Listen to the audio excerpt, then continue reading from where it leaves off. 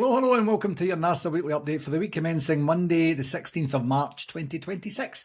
It's Gary here again. Thank you very, very much, as always, for taking the time to join me. And this week, hey, listen, I hope you're sitting down for this part. We had an away win in the league. Yep, that's the first time in over 2 months we've had an away win in the league. It's been the scourge of, well, what would you say, like the middle third of the season? Well, actually, the whole season, really, up to this point, because we had a lot of draws in there in the early part in the Russell Martin era, which is still in the same season as this season. This season is, I don't know, it seems like long and so fraught that you're going to have to put some sort of book together to say, like, what actually happened this year and how did it all unfold and how did it all manifest itself?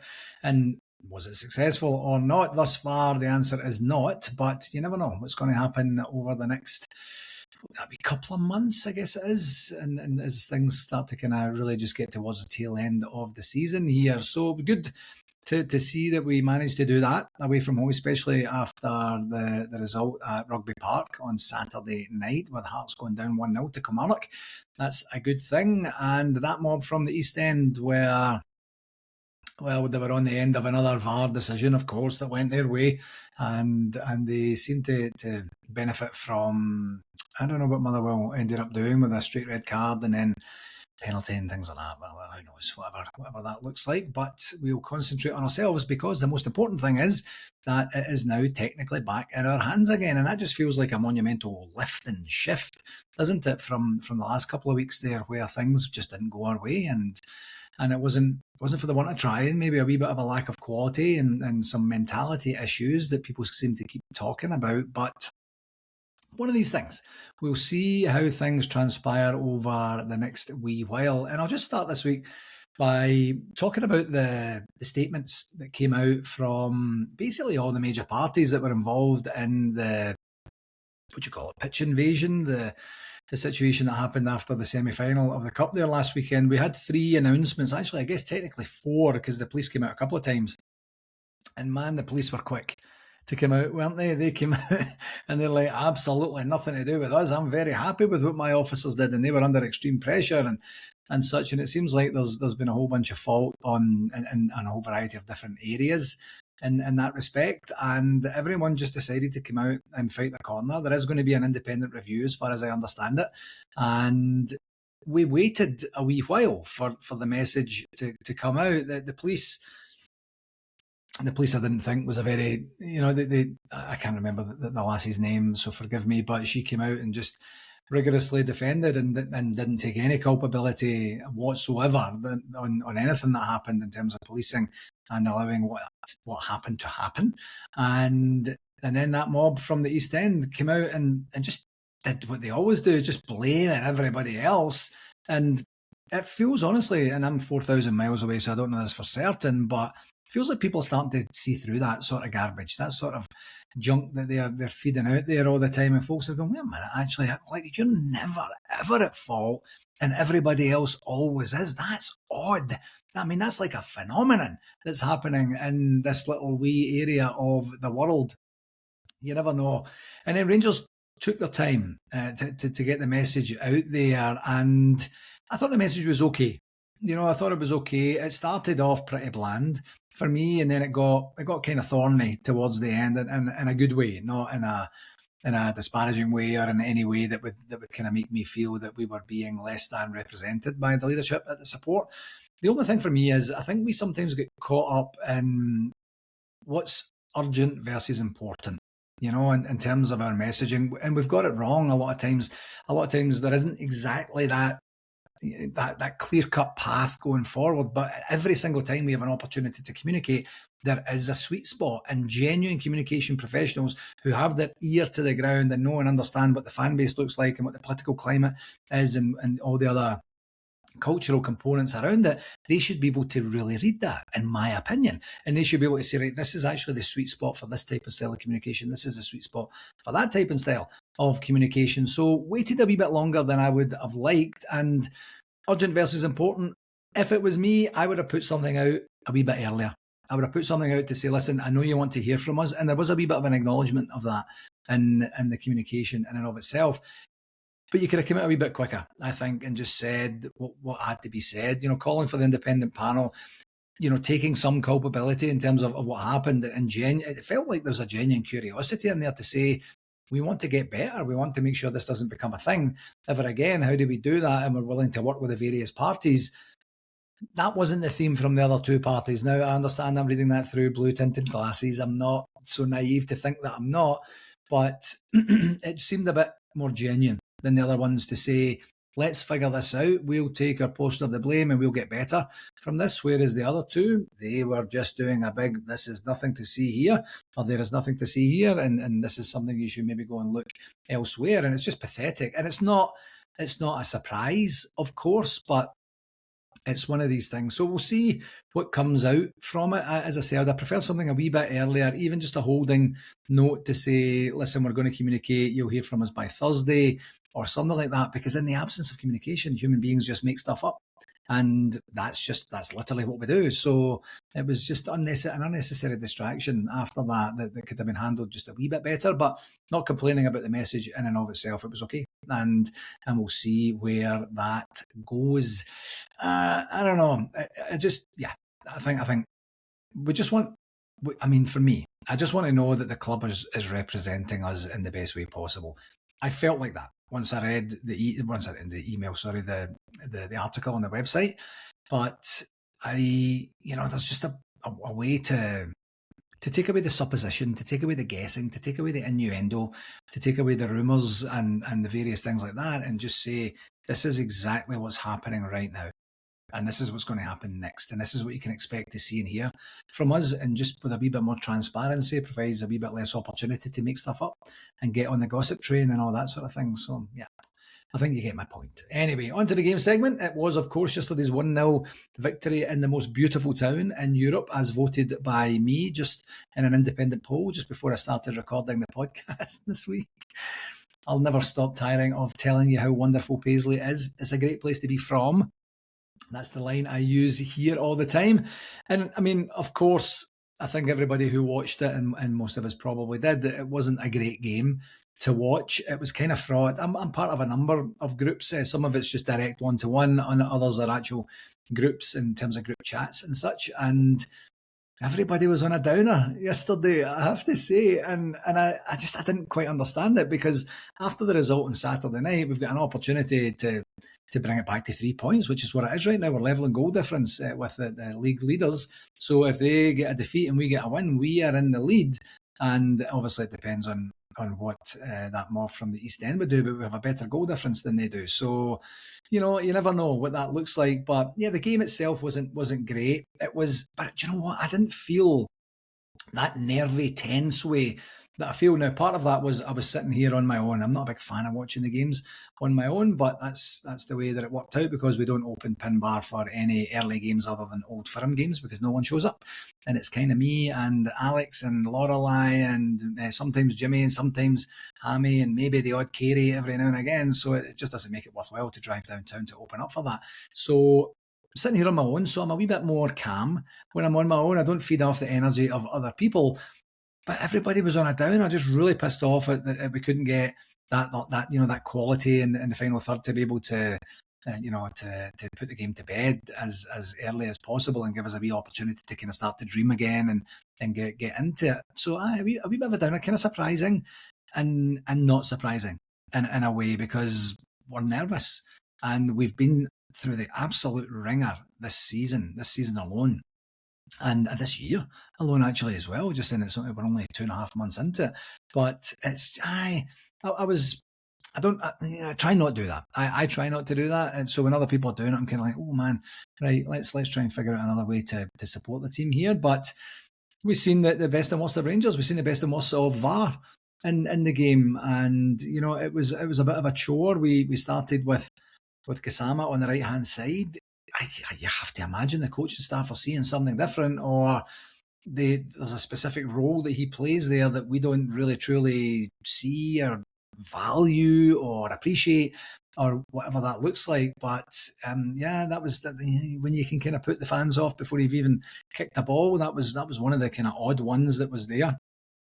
But we get an opportunity for a clear header on goal. It's a clear handball. I mean, there's absolutely no doubt about it. It hits his hand, whether it's intentional or not, whether his hand was in an unnatural position or not. It hits his hand when it's goal bound, and it changes the direction of the ball. And VAR took about 2.5 seconds to look at that, and then decided nothing to see here, just carry on. Oh, right. That's whatever that's going to. I mean, it's just a shocker, of course, absolute shocker. Then you've got Gogic, who we gave him a lot of space to make himself look good yesterday. I wouldn't have been devastated if Rangers had went for him in the January transfer window just to shore up things at the defence. Although our defence, I thought, played excellently yesterday. And in the grand scheme of things, looking back at the game, very, very few opportunities given up. Very, very few opportunities even for hearts in the mouth. Sort of thing. I don't even think that Jack Butland did a meaningful save to make. I think it was a catch at one point, and that was it. But Gogic tries to murder one of his own. Tries to decapitate one of his own players. He's a nutcase, that guy. And then there was a studs up on Chermiti in the box. Nothing to see here. Again, there was a shot by Nadiri that was blocked. And then there was a moment of magic from Raskin. I mean, he cuts inside and then just floats that brilliant ball in. And then you've got Romans just floating in with this cute finish where he just kind of guided it over the goalie, didn't he? The goalie kind of sold himself just a tad early, but it was like slow motion where you're like, I'm assuming the offside flag's coming. No, the offside flag isn't coming. That's a goal. And then you look at the replay, I mean, it's nowhere near offside. Brilliantly worked goal. That's the type and style of set piece stuff that our new guy gets the plaudits for, and well done for that. And you're hoping that we're going to get an opportunity to get that second there. We had a chance where Chermiti. For me, it was kind of inconclusive. The very first time I seen it, it looked like a tap in that he completely missed. And then when I seen it on replay, I don't know. He was devastated that he never got a corner from it because it hit off the defender. It kind of looked like it did. And it kind of looked like, that he could have been a bit more, what would you say, aggressive, to just go in and say that ball's going in the back of the net by hook or by crook. And he just kind of waited on it a wee bit. So that was bad miss or a wee bit of misfortune. I'm not 100% sure. Like, with a lot of possession, with a lot of endeavour, with a lot of opportunities to create opportunities, but never really did it. The second half, we started with a wee bit more intent and kept things going. Tav had a chance that was actually a superb save by the goalie. Really, really well worked to get the ball over to him. Nadiri had a header from a corner that went straight to the goalie. And what I'd kind of mused with it with a couple of pals before the game, that this is one of these ones where we're going to have command of the game, control of the game. Everything's going to be relatively simple and straightforward. Then we're going to get to a spot in the game where we realise we're only one goal up, and then we're going to start to get nervous. Then we're just going to start to retreat. We're going to start to maybe try and protect the lead, and then we're going to be in a position where we lose a last goal or a last minute goal or an 80x minute goal to their first or second shot on target. And the reason why it's not a joke, because that's what's happened on many, many occasions, more than many occasions this season. So it was one of these things. I didn't get that feeling towards then. I kind of preempted that in some comedy chats with friends and family before it, but I just honestly, I didn't get the impression that it was going to take something extraordinary. And it didn't seem quite like that St Mirren were truly up for doing that. Yesterday, twice Mikey Moore is through on target, didn't get a shot off either of the times, and then we had the ball in the back of the net. I thought, I don't know why he didn't shoot there, but he brought in Asgard. Asgard was offside. If you look at the lines that VAR did, and if you're looking at this on YouTube, you'll see that I've got my hands completely splayed. If you're listening to these lines on VAR, it's just made up. I could do a better job, and I'm not very good with all these AI tools and all that sort of thing. He wasn't that offside, so I don't know how they managed to doctor that particular photo, but I don't know. It was one of these things. We seen the game out, and it was relatively event free at the end, and I think, and that's the main thing. So in terms of positives, obviously 3 points, obviously a clean sheet, and you know what, a much better looking league table, folks, an absolute much better looking league table than it was just a week ago. And I think you're going to see that between now and then. I was kind of musing with my sister Debbie over the last wee while, saying, we'll get back into this race, and then we'll probably exclude ourselves from the race again by some bizarre result, and then we'll get back into it again. The simple fact is we've got, what's that, three games before the split. And then we are into territory where we're playing all the better teams. So you start to have to be a wee bit more strategic and say, well, 5 wins out of those games is maybe a bit unrealistic. What do we need to do to try and strategically manage that so we can get the points that we need to get to win the game? And again, yesterday, Danny Rule said, this is going to go to the last game, folks. It's going to go to the last game. I would love to win it with 2 games to go. I would love to win it with 1 game to go. So you don't have to stick to that prophecy there, Danny. Just give us a wee break there.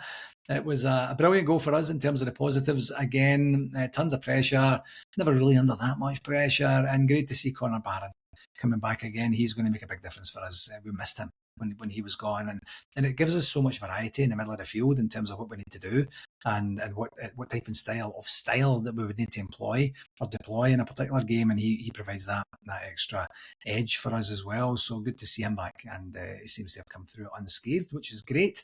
In terms of the negatives, just not getting that second goal, that just makes things a wee bit more fraught for us. It's incredible that we've got the joint best goal difference in the entire league, with the fact that we haven't really battered that many teams, but we haven't lost a lot of goals. We haven't lost like an abundance of goals over time, so that's obviously why, but it feels like it could be so much better for us, and then goal difference is just taken off the table completely, but I guess we'll see. In terms of possession, I actually thought it was more than this, but the Rangers website said it was 53% possession, 12 shots on goal with 7 on target. Feels about right there versus 4 shots on goal with 1 on target. And yeah, that feels about right. In terms of the referee watch, Stephen McLean overall did okay. I think in general terms, it was the VAR that really got to me in that respect. That no, almost little to no talk about it. I mean, if that had been against that mob, or if that mob had been involved in that game, there would be 46 different replays from different angles and people talking about it and making it a point of topic at half time and such like that, and it hardly got any airtime, even on RTV as well, which is kind of interesting. So I mean, we're not really playing the game to apply any pressure to the officials if they know they're just going to get away with things like that. So in terms of the VAR, not impressed whatsoever, and I think you're going to get a 5 out of 10 for that, Stephen. You have to say to your folks on VAR, because you're the main man in the middle, is to say, if there's anything dodgy, I want to see it. So you send me over there. I don't mind going over and looking, or however that communication works. But it was very, very quick and slick. And the offsides themselves, yeah, they might have been offside, but I don't know. Like when remember, it used to be it was the attacker got the benefit of the doubt. No, they're looking for anything at all they can do to make sure the attacker doesn't get the benefit of the doubt. They're trying to basically penalise the attacker in these moments. So 5 out of 10 is what you're getting, and you can like it or lump it. The next game is this Saturday, later kickoff for us, 5:45 p.m. UK time, which is, I think that's 12:45 p.m. No, actually, maybe even 1:45 p.m, isn't it? 1:45 p.m. Eastern Standard Time, because it's 11:45 a.m. here, which is great because the pub's open. I don't need to do anything. The pub will be open and we can get a couple of beers before we move on. So that'll be a lot of fun. And saying that, Leo's got a kind of tryout rugby thing with the University of Alberta at the exact same time. So I'm going to see if parents are allowed. If parents are allowed, I'm going to go to that, of course. And I'll catch up with the Rangers game at some point later on. So win-win for me. I get to go and see my boy do something brilliant, or if parents aren't allowed, then I get to go and see Rangers do something brilliant as well. And then there's only 2 games after that until the split. And interestingly enough, this is our last game in March. And, after such a glut of games that we had, it felt like around about December, January time, a wee bit spilling into February, it's kind of been slow. Since then, back to the 1 game a week, and you're like, oh my God, can we just get another game here, Rangers? So yeah, last game in March. Shout-outs, Yousef Chermiti. He had a pretty spectacular February, didn't he? He got Player of the Month in February for his 2 goals against Celtic and his hat-trick against Hearts, of course. And he also got Goal of the Month as well for the overhead kick. Such a pity that wasn't in a victory, and that would have been lauded for years and years and years to come. But congratulations to him. Try and do that against every other team, please, Yousef. That would be kind of handy. I know you're plugging away, but it's like 2 different players that we see in the big games versus the smaller games, which is kind of odd. Welcome aboard to Rangers Football Club officially, Jim Gillespie, as our new Chief Executive Officer. He's finally joined us. I remember when we announced that and we said he's joining at some point in March. And it felt like ages away at that particular time. I think that was January, wasn't it? So we've finally gotten behind the desk, and it's going to be very, very interesting to see how he gets on, because he doesn't have his troubles to seek. You know, when you're taking over any job after someone who was removed from the position, there's naturally going to be a lot of cleanup. And these particular types of roles, there's a clear mandate in terms of this is what your role description is, this is what your job description is, this is what you have to do, and there'll be some near-term targets, I'm sure, but there's also a lot of autonomy and an ability to be able to do it your way and figure out what things are going to happen where. So I'm sure there's probably excitement and a bit of tension inside the club where people are thinking, is there another restructure on its way here? Is there some other areas we're going to really beef up? Is there some areas we're going to kind of cut back on? Whatever that looks like, it's just naturally what happens when new leadership comes in. So it'll be really interesting. I haven't even heard the guy speak or anything. I imagine with today being his first day, we'll maybe get an interview with him on Rangers TV at some point over the next wee while. And interestingly enough, this will be the first chief exec with my new role as past president of NARSA that I won't have any dealings with, right back to Stuart Robertson and co and everyone since then. I've had an opportunity to establish a relationship with and really start to see what we can do to help the club and vice versa, and it's been really fun. I really enjoyed that side of things, and this will be the first one to give me that other degree of separation as I move forward to my pending retirement. So that's interesting as well, just another wee thing. But good luck to you, Jim, and we really hope that you do everything well. And if you're doing everything well, we don't really hear from you that much, and you just keep doing what you do, so we'll see what that looks like. Another reminder for Amanda and Jason Jr. Ross, who are running the London Marathon on behalf of the Royal British Legion next month. The link, as always, will be left in the show notes so that you can go and donate if you are able to do so. In terms of the convention, I did mention last week that we were going to have a round off our entertainment portfolio, if you like, our entertainment program with a singer, with an entertainer. I think I said, I don't know if I said singer, I can't remember. Yeah, I did say singer actually last week, and I will do that in just a second here. In fact, there's already been a sneak peek put out there on socials that kind of wasn't really supposed to be the plan, but she went ahead and did it anyway, so that's a thing.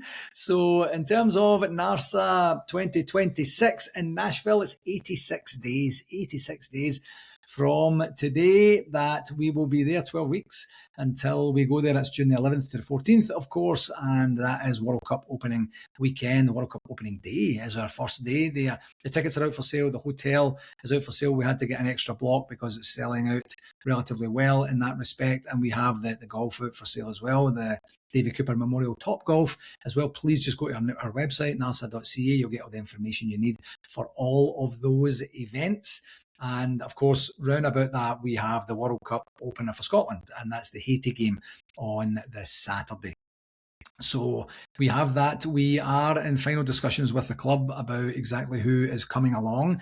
We did get a sneak peek about that, but we didn't actually talk about announcing it this week. So I'm not going to announce who's coming along, but someone quite exciting, someone that's going to be able to give us a wee bit of an overview of the inner workings of the club in this last year, and we'll see how that goes. So I'll be able to announce that next week. I just didn't get permission to do so prior to today's recording, and that particular person will be joining, of course, Derek Ferguson, Scott Nisbet, Davy Robertson, Mark Walters, and then from an entertainment perspective, you have Stuart Hay, you have David Edgar, you have David Mason as well, going to be educating us on the story of Rangers. As I've said before, I can't wait for that particular part, and we'll see how it goes. So on to the announcement. So what we were kind of bereft of in terms of a entertainment itinerary was a singer. You'll know that we had Keir Mitchell and Callum Beattie. We've had Callum Beattie before himself in Vegas in 2022. We had Keir Mitchell, Callum Beattie last year.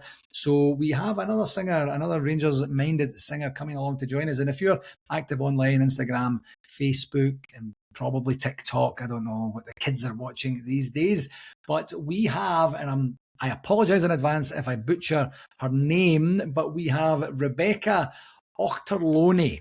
I hope that I got that part right. And Rebecca's from St Andrews, and she's taken social media by storm since July last year with her powerful vocals and Rangers-inspired performances. She has quickly become a familiar face within the Rangers community and now performs regularly at Edmiston House, speaker events and Rangers supporters clubs across the country being Scotland, of course, captivating supporters with her heartfelt renditions of Rangers songs and energetic stage presence. Rebecca is also a part of the journey back. Yes, that's how we got to know her, and the Gallen Pioneers stage shows, and has already performed at some incredible venues, including the SEC Armadillo and the Sydney Opera House, no less. In August, she will take another huge step in her journey when she performs at the OVO Hydro. This is incredible, isn't it? Wow, I'm actually kind of reading this out for the first time here. So away for performing, Rebecca enjoys taking her son to Ibrox, a big Rangers fan, to experience the matchday atmosphere together, proudly encouraging the next generation of Rangers supporters. That's what it's all about. Maybe you can tell me, Rebecca, how to do that with my son Leo, because he grew up during the administration years and he just doesn't get it at all. And her warm personality and genuine connection with the support have quickly made her a standout figure within the Rangers fan base right now. So if you haven't heard of Rebecca thus far, just go to YouTube or as I say, TikTok or any of the platforms and put her name in, Rebecca I said it earlier, give one more go, Auchterlonie, and see the sort of stuff she's doing. It's absolutely brilliant. You know what it reminds me of? I'm a big Wet fan, or I was when Marty Pello was in the group, and he did a whole bunch of lockdown sessions when COVID was on, and he would just get his music system set up and he had his AirPods in and he would just sing songs. He would take requests and he would sing songs, talk a wee bit about them.